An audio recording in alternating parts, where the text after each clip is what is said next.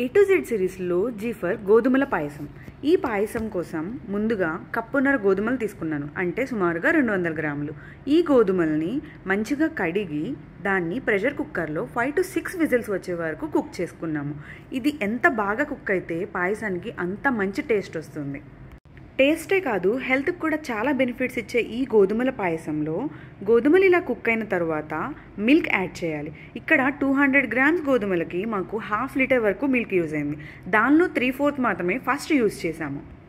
ఇప్పుడు మిల్క్ బాగా బాయిల్ అయ్యేదాకా ఉంచి యాలకుల పొడి యాడ్ చేసాము.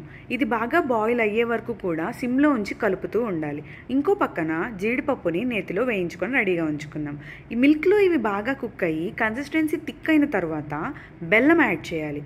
ఇక్కడ 200 గ్రామ్స్ గోధుమలకి 100 గ్రామ్స్ వరకు బెల్లం యూజ్ అయింది, కానీ మీ టేస్ట్కి తగ్గట్టుగా తగ్గించుకోవచ్చు లేదా ఎక్కువ వేసుకోవచ్చు. ఫైనల్గా నేతిలో వేయించిన జీడిపప్పుని యాడ్ చేసి హాట్ ఆర్ కోల్డ్ ఎలా తిన్నా సరే ఈ పాయసం చాలా టేస్టీగా ఉంటుంది. ఈ వీడియో నచ్చితే లైక్ చేయండి. ఇలాంటి మరిన్ని ఇంట్రెస్టింగ్ అండ్ ఈజీ రెసిపీస్ కోసం subscribe to my channel my little world. Thanks for watching. Bye.